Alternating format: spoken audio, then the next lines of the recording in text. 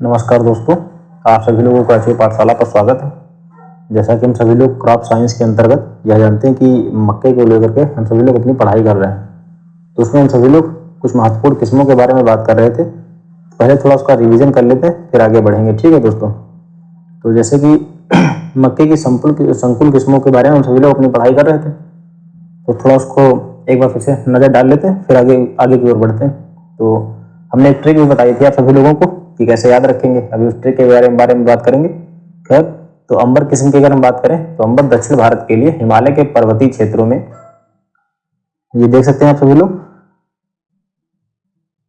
क्या याद रखना है। तो अंबर दक्षिण भारत के लिए तथा पर्वतीय क्षेत्रों के लिए उपयुक्त मानी जाती है। और बाकी का मैंने बताया था, आप समझ लीजिए इसे। आगे बढ़ते हैं, विजय के बारे में बात करते हैं। जो विजय हमारी किस्म रहेगी दोस्तों, इसकी कौन कौन सी महत्वपूर्ण बातें, यह उत्तरी मैदानी क्षेत्रों में अर्थात उत्तर प्रदेश, हरियाणा, दिल्ली, पंजाब, बिहार, इन सभी क्षेत्रों के लिए यह उपयुक्त है। इसका टाइम पीरियड कितना, तो करीब 100 दिन के लिए 100 दिन में पक करके तैयार हो जाएगी। ठीक है, पौधे अपेक्षाकृत लंबे होते हैं और या जो किन किन रोगों के प्रति सहनशील होते हैं, तो झुलसा तथा गिरवी जो रोग होते हैं इनके प्रति सहनशील होती है। और जो पौधे होते हैं दो भुट्टे पतले पीले रंग के होते हैं। इसकी उपज जो 50 से लेकर के 55 कुंटल प्रति हेक्टेयर की दर से प्राप्त होती है। नीचे आप सभी लोग देख सकते हैं, यहाँ पर ट्रिक लिखी हुई है। ये देखिए, मक्का की संकुल किस्मों के बारे में याद कर लेंगे। कभी कभी सीधे तौर पर भी पूछा जाता है कि निम्नलिखित में से कौन से एक मक्के की पूछ लिया जाए कि आपसे कौन सी एक संकुल किस्म का उदाहरण है, तो आपको याद होना चाहिए। तो यहाँ पर ट्रिक दी हुई थी कि अंबर, विजय, किसान, सोना। पहले हमने लिखा था कौन कौन सी संकुल किस्में, फिर उसके बाद में नीचे हमने ट्रिक भी लिखी थी। तो अंबर, विजय, किसान, सोना, विक्रम, अगेती, 76, जवाहर, कंचन, लक्ष्मी, ये सभी मक्का की संकुल किस्में। अब आइए ट्रिक की बात करते हैं। किसानों को सोना नहीं है जब तक अंबर में विजय प्राप्त ना हो जाए। क्या है, तो किसानों को सोना नहीं है जब तक अंबर में विजय प्राप्त ना हो जाए। विक्रम भाई, जवाहर और कंचन को लेकर के लक्ष्मी के यहाँ पहुंचो। तो ये जो संकुल किस्में कुछ महत्वपूर्ण हैं जो अक्सर एग्जाम में पूछी जाती हैं या पूछी गई हैं पिछले कई वर्षों में, जो एग्रीकल्चर के एग्जाम्स हुए हैं उनमें उनको यहाँ पर हमने शामिल किया है। तो ये हो गई ट्रिक। ठीक है, तो एक बार फिर से सुन लेते हैं कि किसानों को सोना नहीं जब तक अंबर में विजय प्राप्त ना हो जाए। विक्रम भाई, जवाहर और कंचन को लेकर के लक्ष्मी के यहाँ पहुंचो। ठीक है, ये हो गया। अब हम सभी लोग किसान नामक किस्म पर बात करते हैं, फिर आगे की ओर अपनी जो सोना किस्म है उसको समझते हैं। तो किसान दोस्तों, यह उत्तरी मैदानी क्षेत्रों के लिए अनुमोदित की गई थी। इसका टाइम पीरियड कितना है, तो 95 दिनों से लेकर के 195 दिनों में यह पक करके आराम से तैयार हो जाती है। वहीं जो इसकी उपज की बात की जाए तो 50 से लेकर के 60 कुंटल प्रति हेक्टेयर की दर से इसकी उपज। दाने अपेक्षाकृत इसके पीले होते हैं।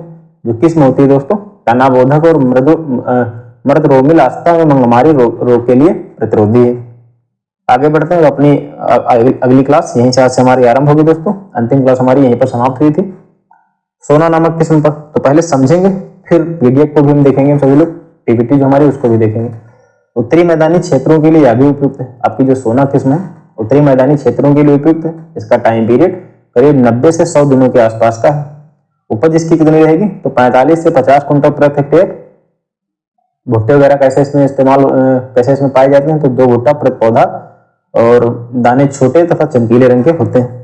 तो आइए समझते हैं, जैसे कि हमारी कौन सी किस्म, सोना किस्म मक्के की संकुल किस्म के अंतर्गत आती है। ट्रिक हमने बात ही कर ली, किसानों को सोना नहीं जब तक अंबर पर विजय प्राप्त ना हो जाए। और बाकी हम सभी लोगों ने पूरी पर बात कर ली, पूरे से कौन कौन सी जो महत्वपूर्ण किस्में थी उनकी ट्रिक अच्छे से याद कर ली। खैर, बात करते हैं उत्तरी मैदानी क्षेत्रों के लिए उपयुक्त 90 से 100 दिन का टाइम पीरियड, 45 से 50 कुंटल प्रति हेक्टेयर की दर से इसकी उपज। क्या है, तो उपज 45 से 50 कुंटल प्रति हेक्टेयर। और जो भुट्टे होते हैं दोस्तों, 2 भुट्टे प्रति पौधे प्राप्त होते हैं। तिकोने, दाने छोटे, सख्त तथा चमकीले रंग के होते हैं। अगली हमारी किस्म है विक्रम। विक्रम किस्म उत्तरी मैदानी क्षेत्रों के लिए उपयुक्त है। विक्रम जो हमारी किस्म है कहाँ के लिए प्रयुक्त मानी जाती है, तो उत्तरी मैदानी क्षेत्रों के लिए उपयुक्त है। इसकी टाइम पीरियड की अगर बात करी जाए तो 90 से लेकर के 100 दिनों तक के आसपास की यह फसल है दोस्तों।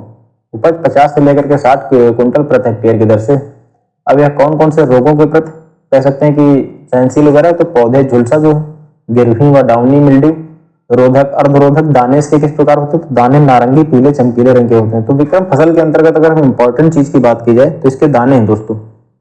नारंगी पीले चमकीले रंग के होते हैं, इसको आप लोग याद रखिए। तो इसमें जो विक्रम फसल है हमारी, उसमें उसके दाने कैसे होते हैं, तो दाने जो होते हैं नारंगी पीले और चमकीले रंग के होते हैं। ठीक, या इंपॉर्टेंट बिंदु है तो उसको अच्छे से याद रखिए आप लोग। अगेती 76, अगली हमारी किस्म कौन सी, अगेती 76।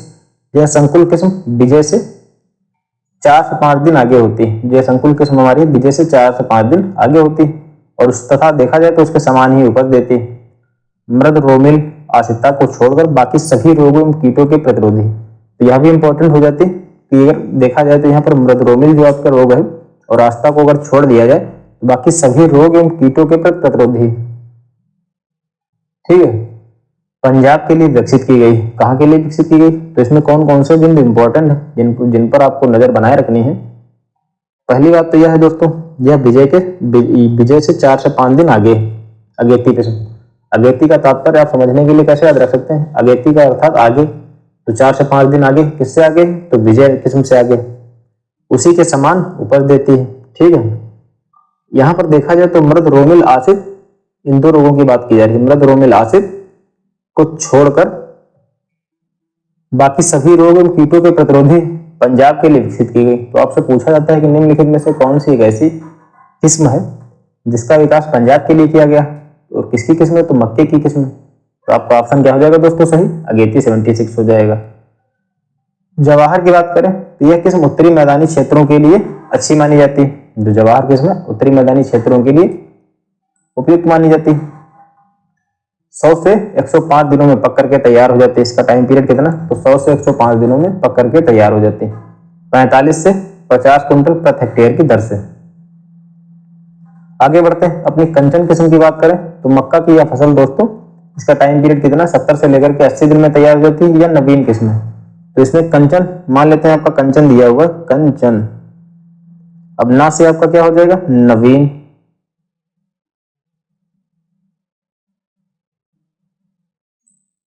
ना से आपका क्या हो जाएगा, नवीन हो जाएगा। तो कंचन एक कैसी किस्म है, नवीन किस्म है। यह किस्म पंतनगर से वर्ष 1982 ईस्वी में निकाली गई थी। तो कंचन किस्म के अंतर्गत कौन से बिंदु आपको याद रखने हैं, पहली बात तो यह नवीन किस्म का उदाहरण है, और किसके द्वारा निकाली गई, तो पंतनगर के द्वारा। कंचन पंतनगर के द्वारा वर्ष 1982 में निकाली गई। आगे बढ़ते हैं, लक्ष्मी। कंचन और लक्ष्मी महत्वपूर्ण बिंदु हैं। जवाहर भी आपकी किस्म काफी इंपॉर्टेंट है। खैर, लक्ष्मी की अगर बात करें तो इसकी बुआई बिहार में करी जाती है। लक्ष्मी की बुआई कहाँ की जाती है,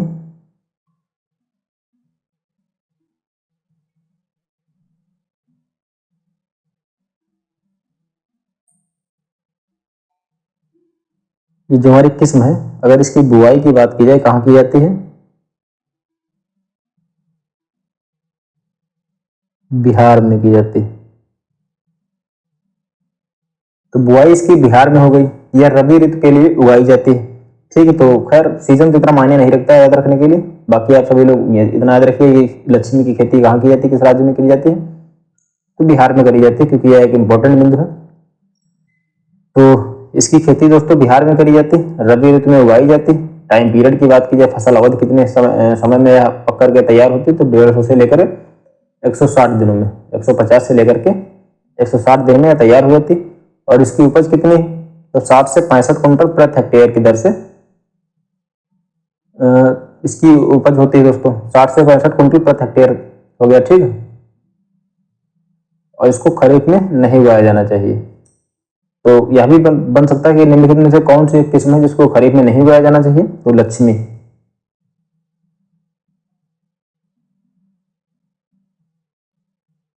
खरीफ में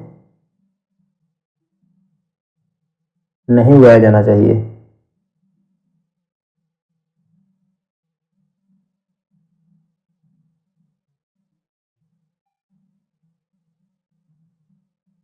किसको नहीं उगाना जाना चाहिए, किसको नहीं उगाना चाहिए, तो लक्ष्मी को नहीं उगाना चाहिए।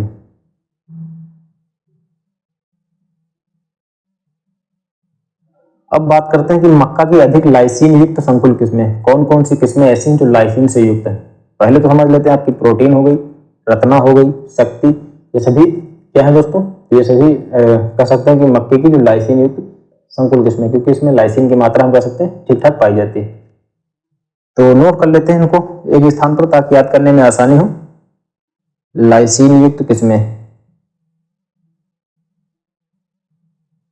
लाइसिन युक्त किस्में।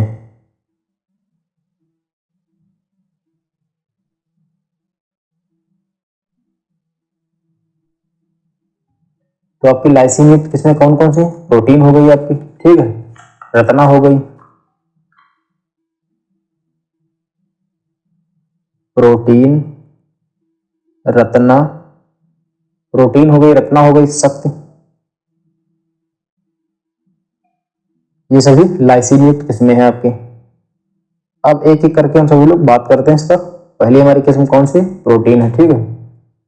तो इसके दानों में अमूमन 11% अन्य जातियों की अपेक्षा अधिक होती है। तो जो प्रोटीन नामक किस्म है मक्के की, जो कि लाइसिन से युक्त है, तो इसमें अन्य जो किस्में हैं इसमें उससे करीब 11% अधिक प्रोटीन पाई जाती है। और लाइसिन की मात्रा इसमें कितनी होती है? तो 4% होती है। हालांकि लाइसिन युक्त है तो लाइसिन की मात्रा जाहिर सी बात ज्यादा अहमियत रखती है, तो 4% इसमें लाइसिन की मात्रा पाई जाएगी। उत्तरी मैदानी क्षेत्रों के लिए उपयुक्त तो अच्छी मानी जाती है। 40 से 45 कुंटल प्रति हेक्टेयर की दर से इसकी कह सकते हैं कि उपज ठीक ठाक प्राप्त हो जाती है। और टाइम पीरियड किसका? 100 से लेकर के 105 दिन में तैयार हो जाता है। तो आइए अपनी इस पर नजर डालते हैं पीपीटी पे। दानों में प्रोटीन, जो दानों में प्रोटीन होती है 11% अन्य जातियों की अपेक्षा अधिक होती है। तो सीधे तौर पर बात की जाए तो मक्के की जो प्रोटीन किस्म है इसमें 11% प्रोटीन पाई जाती है। लाइसिन कितनी पाई जाती है? तो लाइसिन दोस्तों 4% पाई जाती है, ठीक है।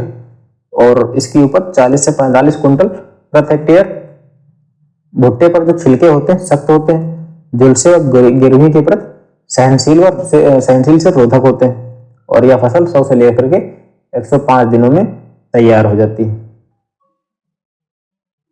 आगे बढ़ते हैं। रत्ना की बात करें तो प्रोटीन तथा शक्ति जो किस्में हैं इनकी कह सकते हैं इसी की घात 10% प्रोटीन और 3.446 कहने का तात्पर्य 3.46 लाइसिन पाया जाता है प्रतिशत में, ठीक है।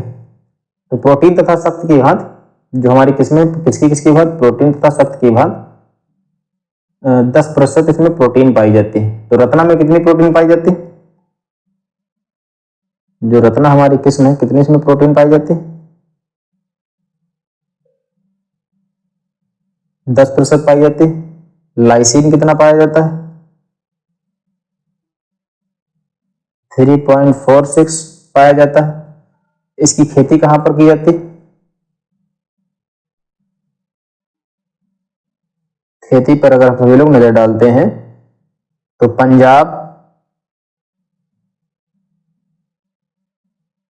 हरियाणा, राजस्थान,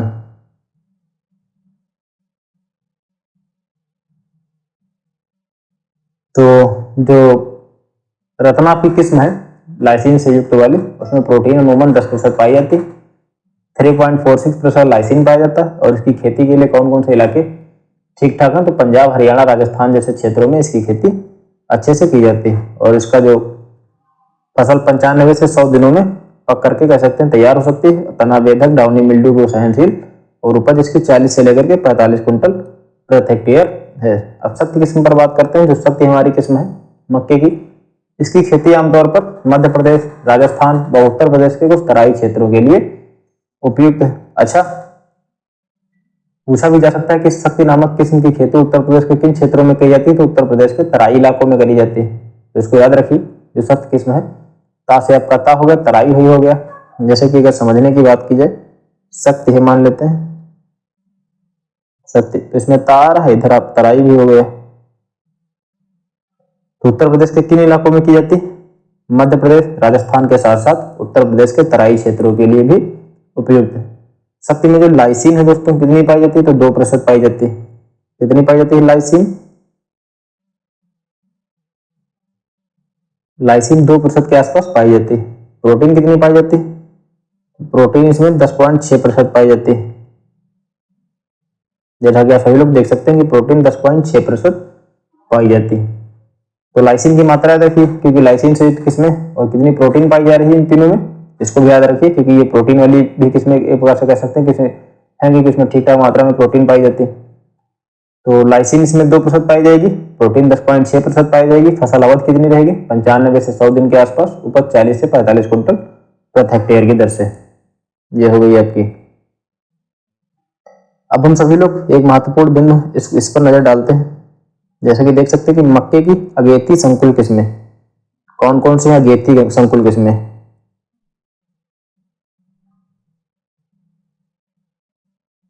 दोस्तों सीधे तौर पर भी कभी कभी प्रश्न पूछे जाते हैं, तो किस्मों के नाम भी याद रखिए आप सभी लोग, ठीक है। मक्के की अगेती संकुल किस्में कौन कौन से हैं? प्रताप, अगेती 76, अगेती 76 के नाम से ही यह स्पष्ट है कि अगेती किस्म का उदाहरण है। तो प्रताप, अगेती, तरुण, नवीन, श्वेती, कंचन, VL 16 ये सभी कई अन्य प्रकार की किस्मों के साथ मक्के की अगेती संकुल किस्मों के अंतर्गत शामिल है। इधर आप सभी लोग देख सकते हैं। पीछे की अगर बात की जाए पिछली क्लासेस की, तो उसमें हम सभी लोग जैसे कि देख रहे होंगे मक्के की संकुल किस्मों की यहाँ पर बात की गई, ठीक। अंबर विजय, इसकी ट्रिक भी है, अंबर विजय किसानों को सोना नहीं जब तक अंबर में विजय प्राप्त न हो। विक्रम भाई जवाहर और कंचन को लेकर के लक्ष्मी के यहाँ पहुंचो। तो ये तो हो गई आपकी संकल्प किस्में की उदाहरण। और वहीं अगेती की बात की जाए, जो मक्के की दोस्तों अगेती संकुल किस्में, प्रताप, अगेती 76, तरुण, नवीन, श्वेती, कंचन, VL 16 ये सभी मक्के की अगेती संकुल किस्मों के अंतर्गत शामिल है। आगे बढ़ते हैं, मक्के की संकर किस्मों के बारे में बात करेंगे। कौन कौन सी मक्के की संकर किस्में, उनका विकास कैसे हुआ, इन सब के बारे में बात करेंगे। हालांकि सभी किस्मों के बारे में तो याद करने की जरूरत नहीं है, किंतु जो महत्वपूर्ण है जैसे कि पहली हो गई या कोई नई जो हालिया किस्म खोजी गई, इन सब पर तो नजर बनाए रखना अत्यंत महत्वपूर्ण है। तो गंगा सफेद 2 पहली किस्म के बारे में बात करेंगे। हमारी पहली हेडिंग क्या है? मक्के की संकर किस्म के अंतर्गत गंगा सफेद 2। यह किस्म अगर बात की है किसके द्वारा निकाली गई, किसके संकर से निकाली गई है दोस्तों? तो CM 400 को क्रॉस कराएगा CM 300 और CM 600 के आपसी संकर से इसका विकास किया गया है। तो सबसे पहली बात तो यह है कि यह किस्म का विकास जो गंगा सफेद 2 जो हमें पढ़ना है, इसका किसके द्वारा की गई? CM, देखो CM तो कॉमन हो गया आप सभी लोग ऐसे समझ लीजिए, 400, 300, 600 इनको याद रखना है आपको। तो इसके आपसी क्रॉस से इसका विकास किया गया है।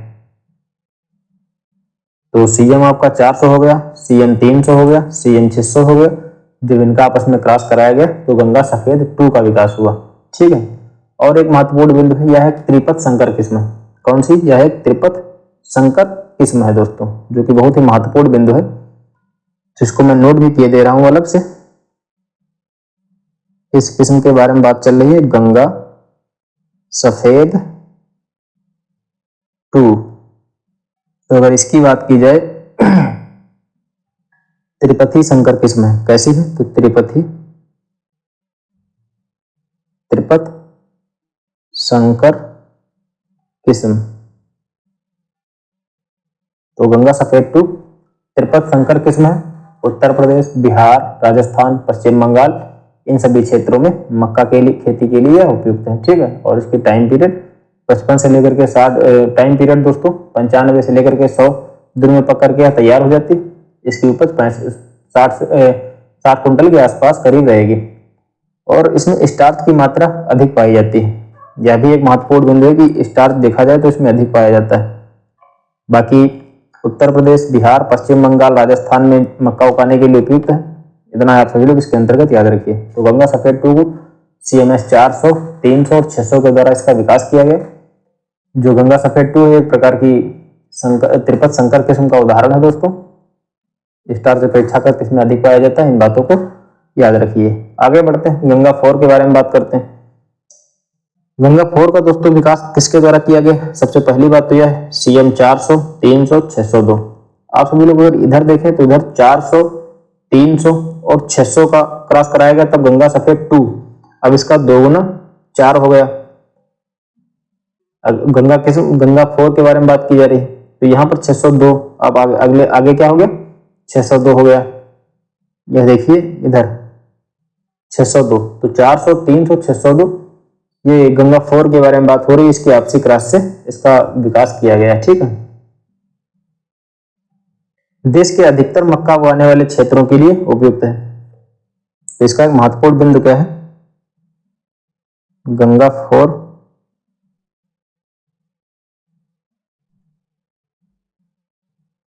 अधिकतर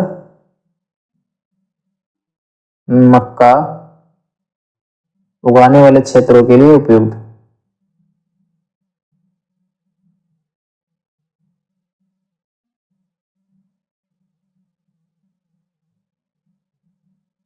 के लिए उपयुक्त। जो दाना इसका होता है कैसा होता है? तो दाना इसका दोस्तों सफेद होता है। कैसा होता है दाना? गंगा 4 का जो दाना होता है सफेद होता है।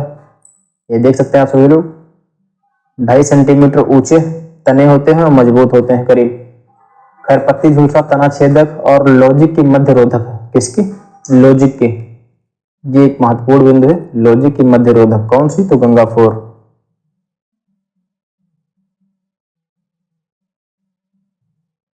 गंगा 4 लॉजिक की मध्य रोधक।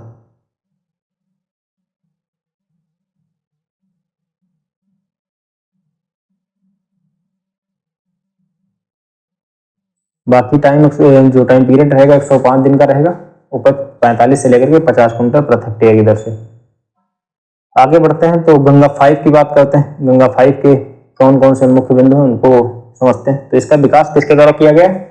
सीएम 202, 111 और सीएम 500 के आपसी संकर के माध्यम से इनका विकास किया गया। किसके द्वारा? गंगा 5 का। तो सीएम 202, सीएम 111 और सीएम 500 के संकर से एक इसमें प्राप्त करी गई। उत्तरी क्षेत्रों के लिए उपयुक्त है। कहाँ के लिए? तो उत्तरी मैदानी इलाकों के लिए उपयुक्त है। 90 से 95 दिनों में पकड़ के तैयार हो जाएंगी। बसंत ऋतु में उत्तर प्रदेश में उगा सकते हैं। चारे की फसल के लिए अच्छी मानी जाती है। तो ये दो बिंदु आपको याद रखने हैं कि बसंत ऋतु में उत्तर प्रदेश में इसको उगा सकते हैं। कौन से बिंदु आपको याद रखने हैं इसमें? पहली बात तो हो गई चारे के लिए उपयुक्त है यह।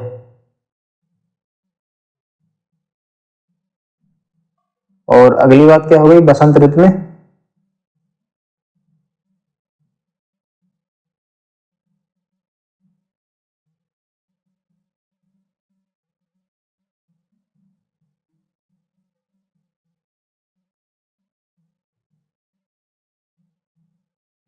तो गंगा 5 की अगर बात की जाए तो बसंत ऋतु में उत्तर प्रदेश में इसको उगा सकते हैं। चारे की फसल के लिए भी उपयुक्त है। आगे बढ़ते हैं। डंकन। डंकन एक बहुत ही महत्वपूर्ण किस्म है। इसके बारे में जो भी महत्वपूर्ण बिंदु है उनको याद रखना होगा। पहले इसको समझ लेते हैं डंकन के बारे में, फिर अपने पीपीटी पर नजर डालेंगे। यह किस्म एक प्रकार से डबल क्रॉस है। कैसी है? तो यह डबल क्रॉस किस्म। इसका विकास किसके द्वारा किया गया? तो सबसे पहली बात तो है इसका विकास सीएम 104, 105, 202 और 201 के माध्यम के आपसी संकर से इसको प्राप्त किया गया है। किसके द्वारा? 104, 105, 202 और 201। हालांकि देखा जाए तो इसको समझने में थोड़ा आसानी भी रहेगी क्योंकि ये क्रम, इसमें क्रम को दर्शाता। खैर अभी बात करेंगे, पहले इसको समझ लेते हैं। उत्तरी क्षेत्रों के लिए उपयुक्त है दोस्तों। आंध्र प्रदेश, केरल, कर्नाटक और तमिलनाडु में इनकी खेती करी जाती है। डाउनी मिल्ड्यू हो गया, लीफ ब्लाइट हो गया, रस्ट हो गया, इन सब का प्रकोप इसमें कम होता है। सबसे महत्वपूर्ण बात यह है दक्कन के बारे में, रबी खरीफ दोनों ऋतुओं में इसको उगा सकते हैं। तो ये तो हो गए कुछ महत्वपूर्ण बिंदु। अब नजर डालते हैं। जैसे कि ये देखा जाए सबसे पहला बिंदु क्या हो गया इंपॉर्टेंट? ये डबल क्रॉस है। कैसी किस्म है? तो आपसे प्रश्न भी बन सकता है कि कौन सी मक्के की किस्मों में डबल क्रॉस का उदाहरण है? दक्कन हो गया। इसका विकास देखो, इसमें क्रम दर्शा रहा है कि 104 के बाद 105 हो गया। फिर ठीक है, इनका क्रॉस कराया गया किसके माध्यम से? 104 का क्रॉस कराया गया। 104 डबल क्रॉस का तात्पर्य क्या हो गया?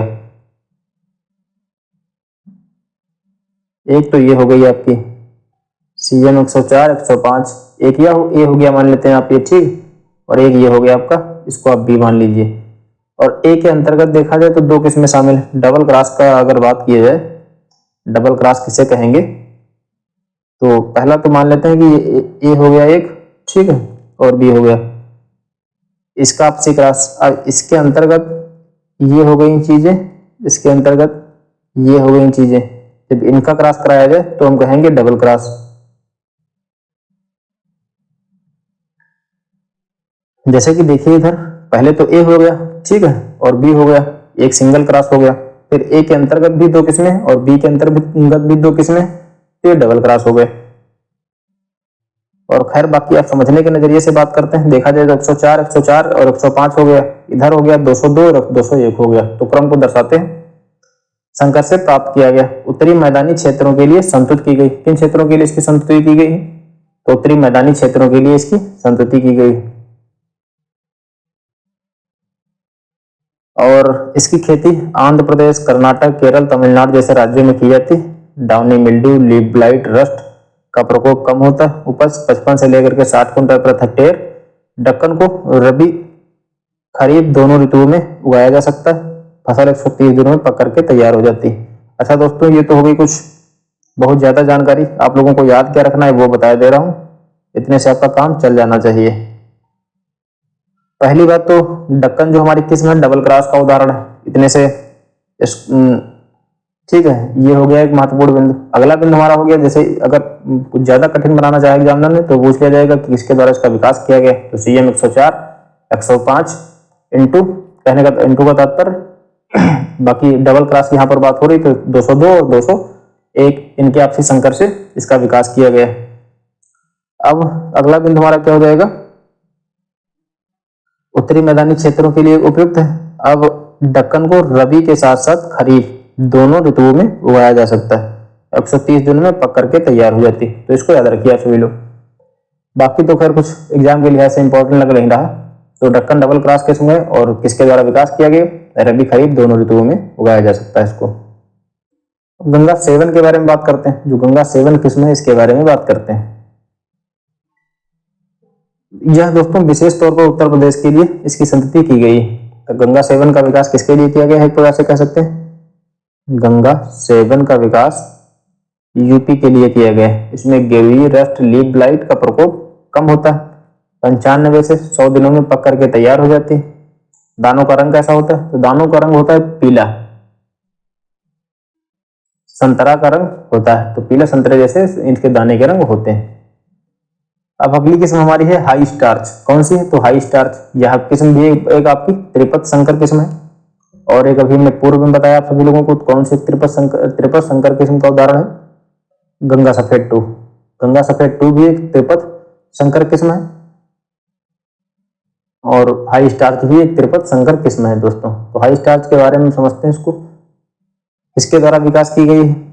CM 400, 300, 602 देख सकते हैं सभी लोग। CM 400 इंटू CM 300 इंटू 602 के आपसी संकर से इसका विकास किया गया। तो त्रिपथ संकर किस्म का उदाहरण का तात्पर्य यहाँ क्या हो जाएगा? 3 किस्मों के आपसी संकर से, A गुणे B गुणे C।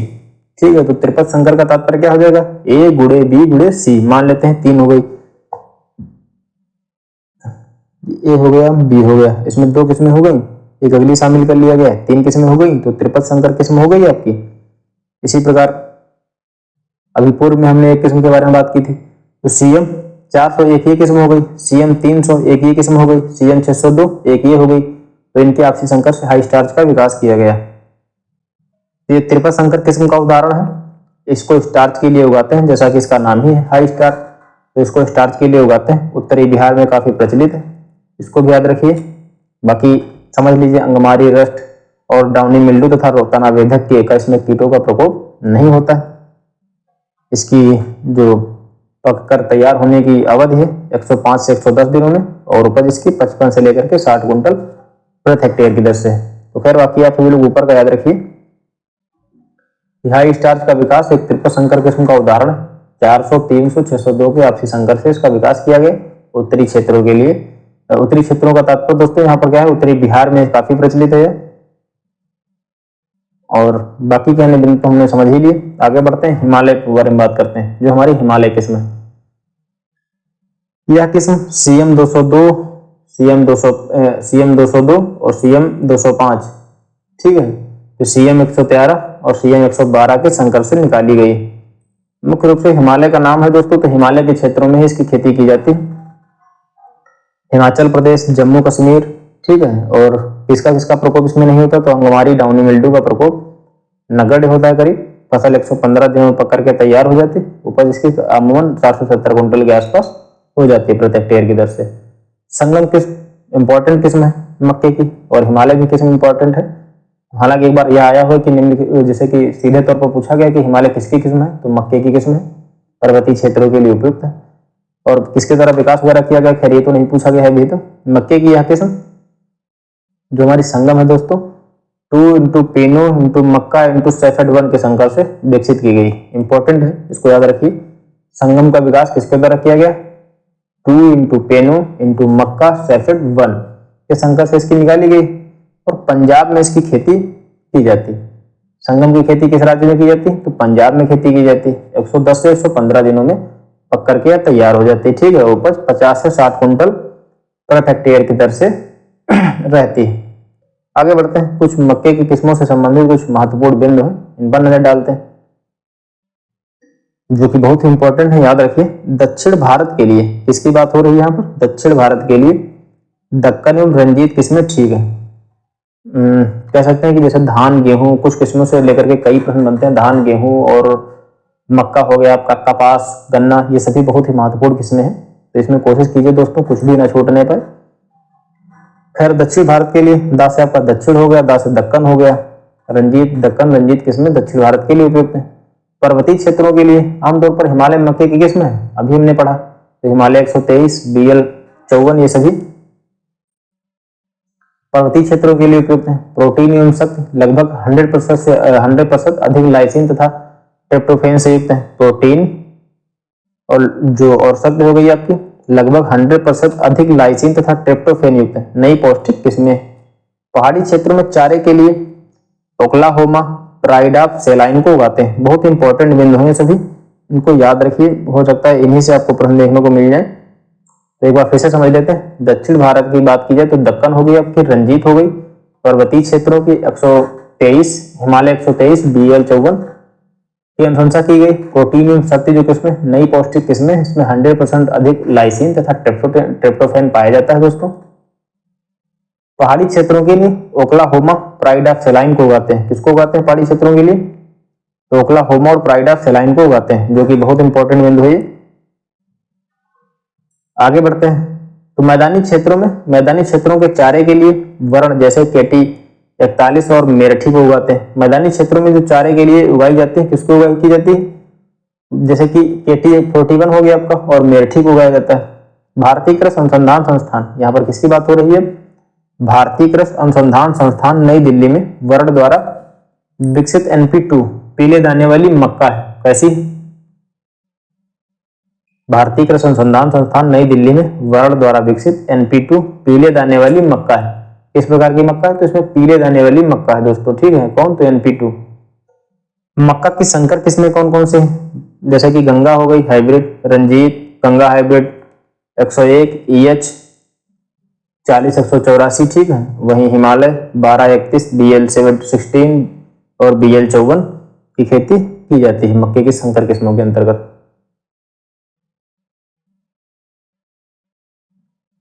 मक्के में जो OPEC2 तथा फ्लोरी2 जीन पाया जाता है, बहुत ही इंपॉर्टेंट बिंदु है। मक्के में कौन कौन सी जीन पाए जाते हैं दोस्तों,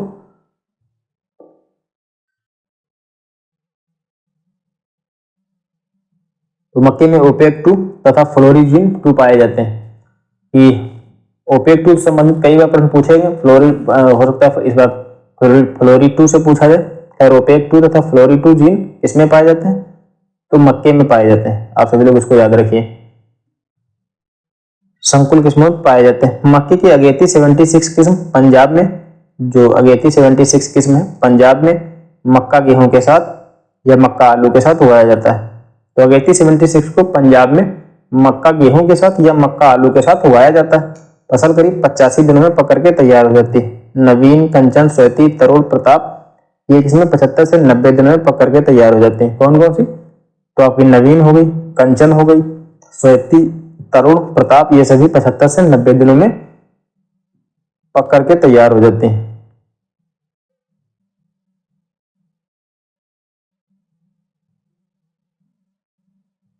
अब मक्के में सर्वप्रथम एकल संकर की खोज जो की गई, किसके द्वारा की गई, मक्का के जो एकल संकर खोज है दोस्तों, किसकी खोज हो रही है यहाँ पर बात की जा रही है, तो एकल संकर खोज की बात की जा रही है। ईएम और जीएच सल के द्वारा की गई, किसके द्वारा की गई, ईएम और जीएच सल के द्वारा 1910 में की गई थी, जो भारत में हालांकि सफल नहीं हो सका, ये एक अलग बात है। तो मक्के में एकल संकर की खोज किसके द्वारा की गई, ईएम और जीएच सल के द्वारा की गई वर्ष 1910 में। भारत में सफल ना हो सकी, एक अलग बात है अपनी, लेकिन खोज तो उनके द्वारा ही की गई, ईएम और जीएच सल के द्वारा। वर्ष 1920 की बात की जाए तो डीएफ जोन्स ने मक्के में डबल, जो कह सकते हैं कि डबल क्रॉस हाइब्रिड की खोज की थी, किसके द्वारा की गई, तो मक्के में वर्ष 1920 में डीएफ जोन्स ने डबल क्रॉस हाइब्रिड की खोज करी। सिंगल क्रॉस आमतौर पर अमेरिका में पॉपकॉर्न संकर किस्म अपनाते हैं। तो सिंगल क्रॉस आमतौर पर अमेरिका में जो पॉपकॉर्न संकर किस्म है उसमें अपनाते हैं। एक महत्वपूर्ण बिंदु वर्ष 1920 में डीएफ जोन्स ने मक्के में डबल क्रॉस हाइब्रिड की खोज करी थी, इसको याद रखिए सभी लोग। आगे बढ़ते हैं, तो मक्के में डबल क्रॉसिंग के लिए ए इंटू बी और सी इंटू डी, ए इंटू बी और सी इंटू डी, ये हो गई आपकी। तो मक्के में डबल क्रॉसिंग के लिए A into B C into D inbreed line तैयार करते हैं। तो इनब्रीड लाइन की बात की जाए किसके लिए, तो डबल क्रॉसिंग के लिए कौन सी तैयार की जाएगी, तो A into B C into D तैयार करी जाएगी। मक्के में आइसोलेशन 200 मीटर की दूरी रखते हैं दोस्तों। कितनी मीटर की दूरी, 200 मीटर। इंपॉर्टेंट बिंदु है, मक्के में आइसोलेशन की जो डिस्टेंस रखी जाती है कितनी रखी जाएगी, 200 मीटर की दूरी रखी जाती है। आगे बढ़ते हैं, तो जो मक्के के खेतों में जो एक वर्षीय घासों को टेफाजीन की 2 से 3 किलोग्राम, कैसे, तो मक्के में जो एक वर्षीय घासें होती हैं उनको टेफाजीन की 2 से 3 किलोग्राम 1000 लीटर जल में घोलकर बुआई के तुरंत बाद एक बराबर छिड़काव करके मिला देना चाहिए। तो जो एक वर्षीय घासें उगाते हैं जैसे जो की फसल पर विपरीत प्रभाव डालते हैं, उसके लिए टेफाजीन का 2 से 3 किलोग्राम घोल तैयार कर लेंगे 1000 लीटर जल में, फिर उसके बाद उसकी छिड़काव बुआई के तुरंत बाद कर दिया जाएगा। बाकी खैर आप सभी लोग कुछ बिंदुओं को मैं हाईलाइट कर दे रहा हूं, उसको याद रखिए। मक्के में isolation distance 200 metre, double cross के लिए inbreed line A into B C into D से तैयार करी जाती है। सिंगल क्रॉस आमतौर पर अमेरिका में पॉपकॉर्न संकर डीएफ जोन्स के ने मक्का में डबल क्रॉस हाइब्रिड की खोज की। एकल संकर किस्म की खोज ईएम और जीएस सल ने वर्ष 1910 में की, हालांकि भारत में सफल नहीं हो सका, एक अपनी एक अलग बात है। लाशों की 5 लीटर मात्रा, क्या लाशों की जो 5 लीटर कह सकते हैं मात्रा बुआई के करीब 30 से 40 दिन बाद, कब, जो लाशों की 5 लीटर मात्रा जो है बुआई के करीब 30 से 40 दिन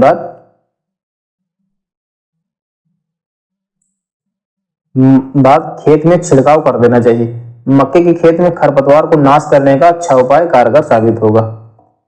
मक्के में एटाजीन या टेफाजीन सिमेजिन नामक रसायन की, ये बिंदु आप छोड़ भी सकते हैं, खैर बाकी आप शुरुआत में टेफाजीन के बारे में बता ही चुके हैं, बाकी समझ लेते हैं। लाशों वाला याद रखिए, लाशों की जो 5 लीटर मात्रा है बुआई के करीब 30 से 40 दिन बाद मक्के में इस्तेमाल की जानी चाहिए, जो कि कह सकते हैं मक्के के खेत में खरपतवार को नष्ट करने का एक अच्छा उपाय साबित हो सकता है।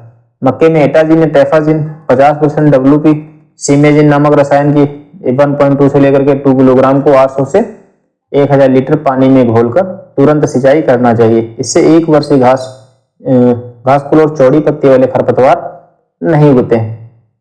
तो ये इतना इंपॉर्टेंट नहीं, इसको आप चाहें तो छोड़ भी सकते हैं, क्योंकि इतना डीप में नहीं पूछा जाएगा। आगे बढ़ते हैं, इसका छिड़काव करते समय मृदा में नमी का होना आवश्यक, ये तथ्य तो उसी के बारे में है। इसका जो छिड़काव किया जाना चाहिए उसके बारे में नमी उस समय मृदा में होनी चाहिए, जब टेफाजीन वगैरह का आप सभी लोग इस्तेमाल कर रहे हैं। मक्का की पंक्तियों के बीच में मूंग, लोबिया, उड़द व सोयाबीन को उगाते हैं। ये अपने आप में एक महत्वपूर्ण बिंदु है, क्योंकि फसल चक्र को लेकर के कई बार सीधे तौर पर प्रश्न बनते हैं। तो मक्का की पंक्तियों के बीच में मूंग, लोबिया, उड़द व सोयाबीन को उगाते हैं। इस प्रकार दलहनी फसलों के साथ उगाकर अधिक उपज प्राप्त किया जा सकता है। तो कह रहा है कि मक्का की जो पंक्ति होती है दोस्तों, मक्का की पंक्तियों में हम सभी लोग पंक्तियों के बीच में जो ये मेन क्रॉप हो गई हमारी, कह रहा है कि मक्का की पंक्तियों के बीच में, अब ये हमारी जो पंक्तियां बच्ची इसकी बात की जा रही है यहाँ पर। मूंग, लोबिया, उड़द व सोयाबीन को उगाते हैं। दलहनी फसलों के साथ में उसको उगाकर हम अधिक उपज प्राप्त कर सकते हैं। जब उसकी पंक्तियों में हम बीच में उगाएंगे तो जाहिर सी बात हमें उसकी भी उपज प्राप्त होगी और मक्के की तो हमें फसल की उपज प्राप्त ही होगी। मक्के में जो मड़ाई दोस्तों करी जाती है वह मशीन के द्वारा करी जाती है। मक्के में मड़ाई किसके द्वारा की जाती है? मशीन के द्वारा की जाती है, जिसे हम सभी लोग क्या कहते हैं? मक्का सेलर के नाम से जानते हैं। एक इंपॉर्टेंट बिंदु है, मक्के की मड़ाई मशीन द्वारा करेंगे, ठीक, जिसे हम सभी लोग क्या कहेंगे दोस्तों? मक्का सेलर कहेंगे। तो आज का लेक्चर हमारा यहीं तक रहेगा। संभवतः शायद अब एक क्लास और होगी मक्के को लेकर के, क्योंकि बहुत ही इंपॉर्टेंट क्रॉप है, कुछ भी छूटने ना पाए। अगले दिन हम सभी लोग एक क्लास और कर लेंगे और उसमें मक्का हमारा खत्म हो जाएगा। फिर उसके बाद अगली फसल की ओर हम बढ़ेंगे। खैर मिलते हैं फिर अगले लेक्चर में। धन्यवाद। अपनी पढ़ाई को जारी रखिए।